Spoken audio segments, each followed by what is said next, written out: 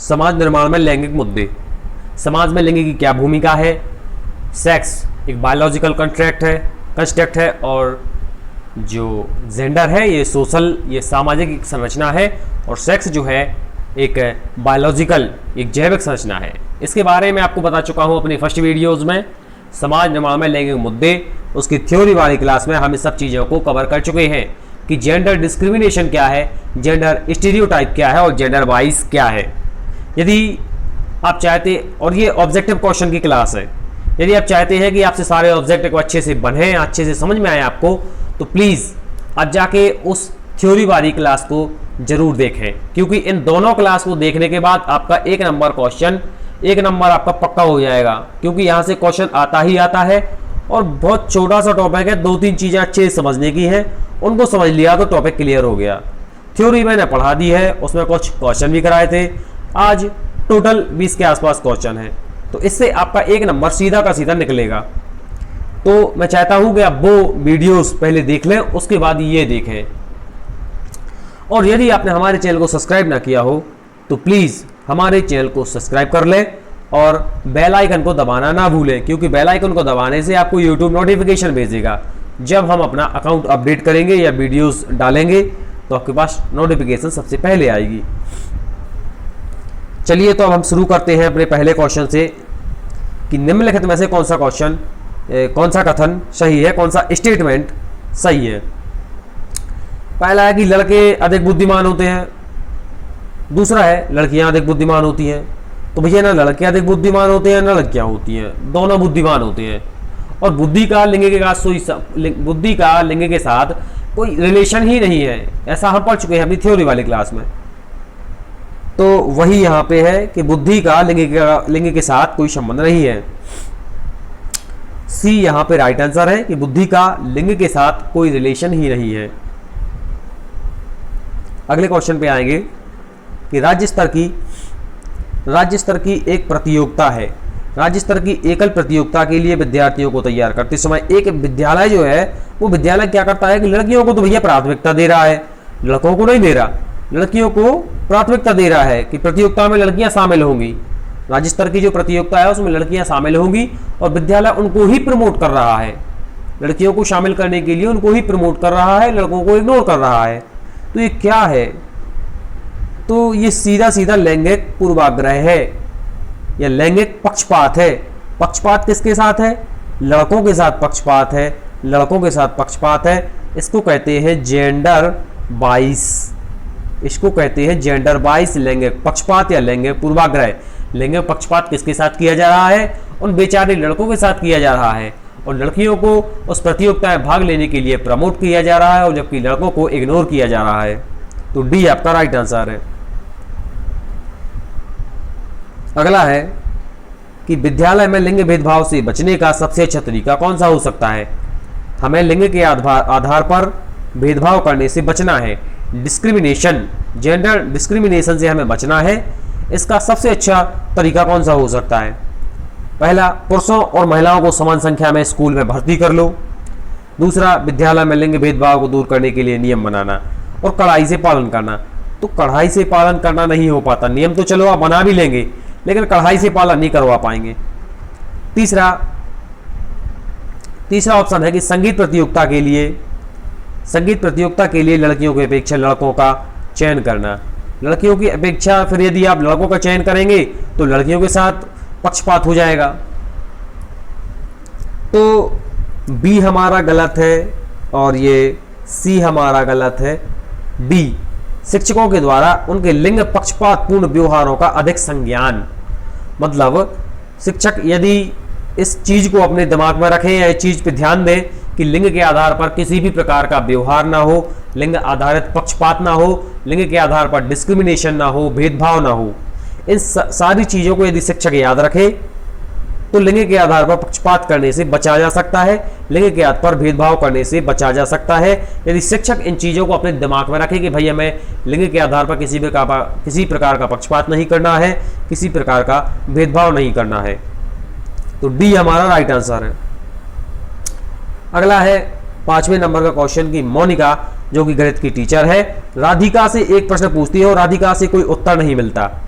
जब राधिका से कोई उत्तर नहीं मिलता है तो वो क्या करती है कि तुरंत ही वह मोहन से दूसरा प्रश्न पूछती है। राधिका से पहले उसने प्रश्न पूछा, अब राधिका बता नहीं पाई तो बहुत जल्दी उसने वही क्वेश्चन पूछ लिया किससे, तो वह तुरंत मोहन से दूसरा प्रश्न पूछती है। और जब उसे टीचर को लगा कि यार मोहन तो क्वेश्चन बता नहीं पा रहा, तो और मोहन उत्तर बताने में संघर्ष भी कर रहा है, थोड़ा हिचकिचा भी रहा है, तो वह अपने प्रश्न के शब्दों को बदलती है। मतलब वह एक बार और प्रश्न को दोहराती है। जहां मोनिका के लिए टीचर ने, जहां मोनिका एक टीचर है और राधिका के लिए, राधिका से उसने क्वेश्चन पूछा टीचर ने, लेकिन राधिका नहीं बता पाई, तो वहां उसने राधिका को मौका नहीं दिया दूसरा। इधर यहाँ ये मोहन नहीं बता पा रहा है क्वेश्चन और अटक रहा है बीच में, या हड़बड़ा रहा है या संघर्ष कर रहा है, तो टीचर उसको दोबारा मौका दे देती है। कैसे मौका दे दी है कि वह अपने प्रश्न के शब्दों को बदलती है। तो यहाँ फिर से उस मोहन को मौका दे रही है, और जहां उसने राधिका को यह मौका नहीं दिया था। तो मोनिका की जो कि टीचर है, उसकी यह प्रवृत्ति क्या दर्शाती है कि वह अपने सवाल के प्रति थोड़ा घबरा गई थी। वह अपने सवाल के प्रति थोड़ा घबरा गई थी। मोहन का पक्ष लेकर लिंग भूमिकाओं को, रूढ़िबद्धता को बढ़ावा दे रही है। ये आपका राइट आंसर है। ये पक्ष ले रही है किसका? टीचर पक्ष ले रही है मोहन का, और लिंग भूमिकाओं में जेंडर स्टीरियोटाइप रूढ़िबद्धता को बढ़ावा दे रही है। ये जो टीचर है ये पक्षपात कर रही है लड़कियों के साथ, लड़कों को मौका दे रही है, लड़कियों को मौका नहीं दे रही है। बी आपका राइट आंसर है। अच्छे से समझने के लिए जेंडर डिस्क्रिमिनेशन, जेंडर स्टीरियोटाइप और जेंडर वाइज के लिए हमारी थ्योरी वाली क्लास को अवश्य देखें। 8वें नंबर का क्वेश्चन है कि कक्षा में शिक्षक और विद्यार्थी किस प्रकार जेंडर को पहला है व्याख्यायित करते हैं, दूसरा है निर्मित करते हैं, तीसरा है रूपांतरित करते हैं, चौथा है परिभाषित करते हैं। तो इसमें हमारा जो आंसर है वो है बी हमारा राइट आंसर है कि कक्षा में शिक्षक और विद्यार्थी किस प्रकार जेंडर को निर्मित करते हैं। निर्मित करते हैं मतलब किस प्रकार बनाते हैं, और यह सीखने के बाद हमारा तो प्रभाव डालता है। तो इसका मतलब ये हुआ कि जो जेंडर है, ये जेंडर जो है ये एक सामाजिक संरचना है। ये सामाजिक संरचना है जेंडर। इसको समाज के द्वारा बनाया जाता है। जैसे समाज बना देता है बच्चों के लिए कि बच्चे जो हैं, लड़के जो हैं, वो रोते नहीं हैं। भाई रोना तो उनको भी आता है, दर्द तो उनको भी होता है, लेकिन समाज के द्वारा ऐसी मान्यताएं थोप दी जाती हैं कि तुम लड़के हो इसलिए तुम रो नहीं सकते। तो ये समाज जो है ये जेंडर को निर्मित करता है। ये समाज ही तो जेंडर को निर्मित करता है। और ये शिक्षक, विद्यार्थी, ये सब समाज का पार्ट है। ये ही तो जेंडर को निर्मित करते हैं, और ये सीखे के वातावरण पर प्रभाव डालता है। जैसे लड़कियों को समाज ने निर्मित किया है कि भाई तुम घर के काम करोगी तो बाहर के काम नहीं कर सकती, तो ये समाज ने ही तो निर्मित किया है, और इसी के वातावरण पर प्रभाव डालता है। जो सेक्स जो होता है ये तो बायोलॉजिकल संरचना है। ये हमें जन्मजात मिलती है कि हम मेल हैं या फीमेल हैं, आदमी हैं या महिला हैं। लेकिन जेंडर जो है, जेंडर को समाज निर्धारित करता है। जेंडर को समाज निर्धारित करता है, और सेक्स जो है उसको जन्मजात संरचना माना जाता है। जन्म से ही वो निर्धारित होता है कि हम महिला हैं या पुरुष हैं। कक्षा में जेंडर रूढ़िबद्धता से बचने के लिए, जेंडर स्टीरियोटाइप से बचने के लिए एक शिक्षक को क्या करना चाहिए? अच्छा लड़का और अच्छा लड़की कहकर विद्यार्थियों को अच्छे कार्य की सराहना करनी चाहिए। कुश्ती में भाग लेने के लिए लड़कियों को निरुत्साहित करना चाहिए। अरे भाई, कुश्तियों में भाग लेने के लिए लड़कियों को निरुत्साहित क्यों करोगी? यदि निरुत्साहित करोगी तो बबीता फोगाट और गीता फोगाट जैसी लड़कियां कहाँ से आएंगी? तो ये तो गलत है। हमें कुश्ती में दोनों को भाग लेने के लिए प्रोत्साहित करना है, किसी को भी निरुत्साहित नहीं करना है। और अच्छा लड़का अच्छा लड़की कहने से हम जेंडर रूढ़िबद्धता से नहीं बच सकते, तो बी उसी तो गलत है। और डी है कि लड़कों को जोखिम उठाने और निर्भीक बनाने के लिए प्रोत्साहित करना। तो सिर्फ लड़कों ही कोई करेंगे भैया, आप जोखिम वाले काम करने के लड़कियां नहीं कर सकती क्या? तो ये भी गलत है। ए हमारा राइट आंसर है। ए हमारा राइट आंसर है कि लड़के और लड़कियों को एक साथ अपारंपरिक भूमिकाओं में लगाना चाहिए। अपारंपरिक भूमिका का मतलब क्या होता? जो परंपरा में नहीं चली आ रही। अपारंपरिक जो परंपरा में नहीं चलती, या जो परंपरा से नहीं चला, जो चली आ रही है परंपरागत, उनको तो हम कहेंगे पारंपरिक, और जो नहीं चली आ रही उनको करेंगे अपारंपरिक। मतलब इसका कहने का मतलब ये है कि जैसे लड़के हैं या लड़कियां हैं, तो लड़कियां हैं उनसे बोल दिया कि तुम सिर्फ घर का काम करोगी, लेकिन हम उनसे घर का काम नहीं करवाएंगे लड़कियों से, हम उनसे घर के बाहर का काम करवाएंगे। ये है अपारंपरिक भूमिका। और जो लड़के हैं ये घर से बाहर का काम करते हैं, इनसे हम घर के बर्तन धुलवाएंगे, घर की साफ सफाई करवाएंगे, खाना बनवाएंगे। क्योंकि भैया लड़के और लड़की दोनों के लिए कहीं का भी कोई भी काम दे दो, इसमें कोई दिक्कत नहीं है। तो ये होते हैं अपारंपरिक भूमिकाएं। और इन अपारंपरिक भूमिकाओं को हम लड़के और लड़कियों के साथ एक साथ रखेंगे, किसी से भी कोई भी काम करवाएंगे, तो हम जेंडर स्टीरियोटाइप से बच सकते हैं, जेंडर रूढ़िबद्धता से बच सकते हैं। ये हमारा राइट आंसर है। अगला है कि सामाजिक भूमिकाओं के कारण, ना कि जन्मजात संपत्ति के कारण सौंपी गई जो विशेषताएं हैं, जो स्पेशलिटीज हैं, वो क्या कहलाती हैं? वो कहलाती हैं जेंडर भूमिका रूढ़िबद्धता। जेंडर भूमिका रूढ़िबद्धता ये समाज ने सौंपी है। ये चीज़ें समाज ने सौंपी है कि लड़की घर का काम करेगी, लड़की घर से बाहर पढ़ने नहीं जा सकती, लड़की तो शादी के बाद घर का काम ही करेगी, उसको तो नौकरी करने जाना ही नहीं है। और लड़की बन सकती है तो अधिक से अधिक टीचर बन सकती है, पायलट नहीं बन सकती, डॉक्टर नहीं बन सकती, इंजीनियर नहीं बन सकती। इस समाज ने सौंपी है ये विभिन्नताएं। ये जन्म से निर्धारित नहीं है। जब उसका जन्म हुआ था, जब ये निर्धारित नहीं किया गया था ये जीवन में क्या करेगी, ये समाज ने उसको सौंप दी है जैसे जैसे वो बड़ी होती गई। तो सामाजिक भूमिकाओं के कारण, ना कि जन्म से सौंपी गई विशिष्टताएं जेंडर भूमिका रूढ़िबद्धता कहलाती है, जेंडर स्टीरियोटाइप कहलाती है। ये राइट आंसर है। प्रायः जो लड़कियां हैं वो गणित में कमजोर होती हैं। ये क्या है भैया? ऐसा तो कहीं नहीं होता कि लड़कियां गणित में कमजोर हों, लेकिन ये बोल रहे हैं कि प्रायः लड़कियां गणित में कमजोर होती हैं। ये क्या है? क्या ये सत्य धारणा है? ये तो असत्य है। अनुसंधान यानी खोज पर आधारित धारणा है, ये भी गलत है। तो ये दोनों गलत हो गए, तो डी तो ऑटोमेटिक गलत हो गया। अब ये लैंगिक पूर्वाग्रह या लैंगिक पक्षपात, जेंडर बायस पर आधारित धारणा है। सी राइट आंसर है। ए सी नहीं, बी राइट आंसर है। एक अच्छा विद्यालय कैसे बचता है? एक अच्छा जो विद्यालय होता है वो पक्षपात करने से बचता है। लड़का लड़की एक समान ऐसा मानता है, और पक्षपात यानी कि जेंडर बाइस से बचता है। लड़के और लड़कियों के विषय में कुछ कथन नीचे दिए गए हैं, कुछ स्टेटमेंट दिए गए हैं। इनमें से कौन सा स्टेटमेंट सही है? पहला, लड़कों को घर के बाहर के कार्यों में सहायता करनी चाहिए। लड़कों को घर के बाहर के कार्यों में सहायता, बाहर के कार्यों में तो वो वैसे ही सहायता करते हैं। दूसरा पढ़ेंगे, लड़कों को घर के कार्यों में सहायता करनी चाहिए। हाँ, ये थोड़ा सा सही है, क्योंकि घर के कार्यों में सहायता सिर्फ लड़कियां नहीं करेंगी, लड़कों को भी घर के कार्यों में सहायता करनी चाहिए। सब्जी भी बनवाना चाहिए, खाना भी बनवाना चाहिए, और जो घर के काम है उनमें सहायता करनी चाहिए। सभी लड़कों को विज्ञान और लड़कियों को गृह विज्ञान पढ़ाया जाना चाहिए, ये तो गलत है। लड़कियों को घर के कार्यों में सहायता करनी चाहिए, ये तो सामाजिक रूढ़िबद्धता है। क्या सिर्फ लड़कियां ही करेंगी? लड़कों को भी घर के कार्यों में सहायता करनी चाहिए, सिर्फ लड़कियां नहीं करेंगी। ये हमारा राइट आंसर है, बी। अगला है, एक टीचर ने कमेटी के प्रधान को सभापति के स्थान पर सभा का अध्यक्ष लिखा। यह संकेत करता है कि अध्यापिका एक लिंग मुक्त भाषा का प्रयोग कर रही है। एक लिंग मुक्त भाषा का प्रयोग कर रही है। यदि वो सभापति कहती तो उसमें पुरुष बस आते हैं, और यदि कोई महिला हुई सभापति तो फिर तो उसके लिए कहना अच्छा होगा सभा अध्यक्ष। अब चाहे पुरुष हो और चाहे महिला हो, सभा अध्यक्ष दोनों के लिए है। यदि सिर्फ ये कहती कि सभापति, तो ये तो सिर्फ पुरुष को संबोधित करता है, तो महिला के साथ तो पक्षपात हो जाता। तो वह एक लिंग मुक्त भाषा का प्रयोग कर रही है, और सभापति के स्थान पर वो क्या कह रही है? सभा अध्यक्ष। अगला है, जब एक शिक्षक समझता है कि स्वाभाविक रूप से लड़के गणित में लड़कियों से अच्छे हैं।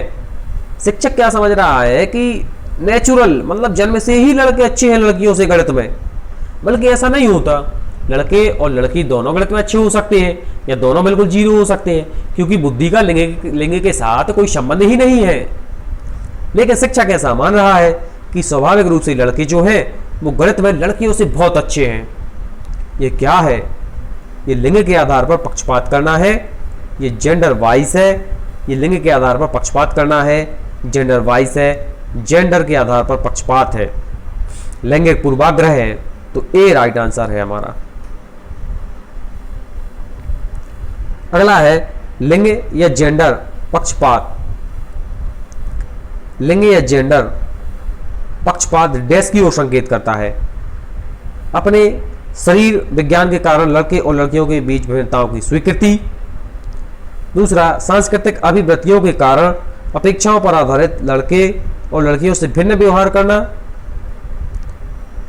तीसरा, अनुवांशिक विभिन्नताएं जो लड़के और लड़कियों दोनों में मौजूद है, ये दो गलत है।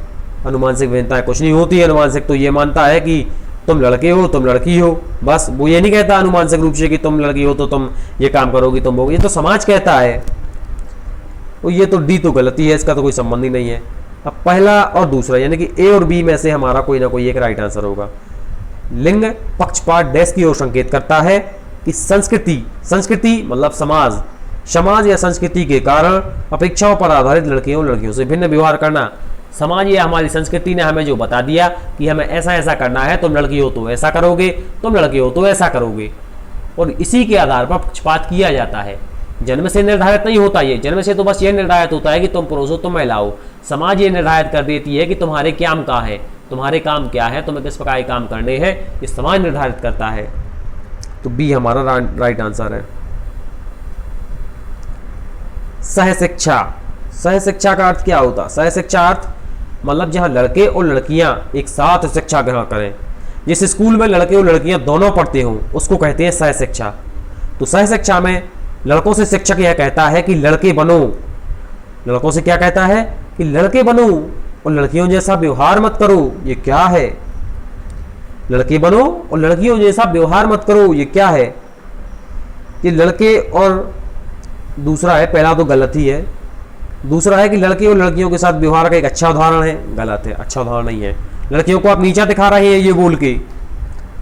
तीसरा है लड़के और लड़कियों में भेदभाव की रूढ़िबद्ध धारणा प्रकट करता है, यही सही है। लड़के और लड़कियों में भेदभाव, डिस्क्रिमिनेशन की रूढ़िबद्ध जो धारणा है उसको बता रहा है। कि शिक्षक क्या बता रहा है कि लड़कियां अच्छा व्यवहार करके नहीं जानती और लड़कों से कहता है कि लड़कियों जैसा व्यवहार मत करो, लड़के बनो, सभ्य बनो, अच्छा व्यवहार करो, लड़कियों जैसा व्यवहार मत करो। मतलब लड़के और लड़कियों का डिस्क्रिमिनेशन किया जा रहा है, रूढ़िबद्ध धारणा है कि लड़कियां व्यवहार अच्छा नहीं होता, लड़कों का व्यवहार लड़कियों से ज़्यादा अच्छा होता है। ये रूढ़िबद्ध धारणा है, लड़के और लड़कियों में भेदभाव किया जा रहा है इसी के आधार पर, और शिक्षक किसी के आधार पर कह रहा है कि लड़कियों जैसा व्यवहार मत करो, अच्छे लड़के बनो। तो सी हमारा राइट आंसर है। हमें ऐसा डिस्क्रिमिनेशन नहीं करना है।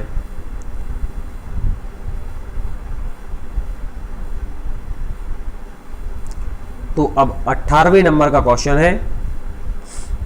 18वें नंबर का क्वेश्चन है कि विद्यालय यात्रा पर जाने के लिए पोती को अपने पिता से बहस करते देखते हुए, पोती जो है, दादी की पोती जो है वो अपने पिताजी से बहस कर रही है, तो बहस करते हुए देखकर दादी ने कहा कि तुम अच्छी लड़की की तरह आज्ञाकारी क्यों नहीं हो, तुम लड़कों की तरह व्यवहार करोगी तो कौन तुमसे शादी करेगा, तुम लड़कों की तरह व्यवहार करोगी तो कौन तुमसे शादी करेगा। यह कथन निम्नलिखित में से प्रतिबिंबित करता है। क्या प्रतिबिंबित करता है?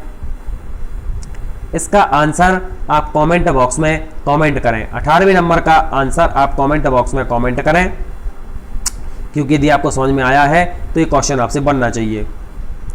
अगला है कि पृथक पृथक समजातीय समूहों के व्यक्तियों के प्रति बच्चों की भूमिका साधारणता आधारित होती है। बच्चों की जो भूमिका है, उनके घर वालों की जो भूमिका होगी, समाज के लोगों के प्रति, समाज के लोगों के प्रति, समाज के अलग अलग वर्गों के प्रति जो घर परिवार वालों की धारणा होगी वही बच्चों की धारणा होगी। उनके अभिभावकों की, माता पिता की जो धारणा होगी वही बच्चों की धारणा होगी। तो ए हमारा राइट आंसर है। अगला क्वेश्चन है छात्राएं। 22 नंबर का क्वेश्चन है कि छात्राएं जो हैं, अब हम ऑप्शन पढ़ेंगे। गणित के अच्छे सवाल सीखती है लेकिन उन्हें कठिनाई आती है जब उसे तर्क के बारे में पूछा जाए। दूसरा ऑप्शन है कि अपनी आयु के लड़कों की तरह गणित में अच्छी हैं। तीसरा ऑप्शन है अपनी आयु के लड़कों की तुलना में स्थानिक अवधारणाओं में कम कुशलता ग्रहण करती है। नहीं, यह हमें डिस्क्रिमिनेशन नहीं करना है। भाषिक और संगीत संबंधी क्षमताएं अधिक होती हैं। नहीं, क्षमताएं तो दोनों में अधिक हो सकती हैं, लड़कों में भी और लड़कियों में भी। तो बी राइट आंसर है कि अपनी आयु के लड़कों की तरह गणित में अच्छी हैं। जैसे अपनी आयु के लड़के गणित में अच्छे हैं, वैसे ही लड़कियां अच्छी हैं। दोनों अच्छी हो सकती हैं, दोनों खराब हो सकते हैं, या दोनों औसत हो सकते हैं, लेकिन ये नहीं हो सकता, आप ये नहीं कह सकते कि लड़कियां गणित में कमजोर हैं, लड़के होशियार हैं, ये लड़कियां होशियार हैं, लड़के कमजोर हैं। आप ये नहीं कह सकते, क्योंकि लिंग का कोई संबंध नहीं है ना बुद्धि के साथ। किसी की भी बुद्धि अच्छी हो सकती है, किसी की बुद्धि खराब हो सकती है। तो सी बी हमारा राइट आंसर है।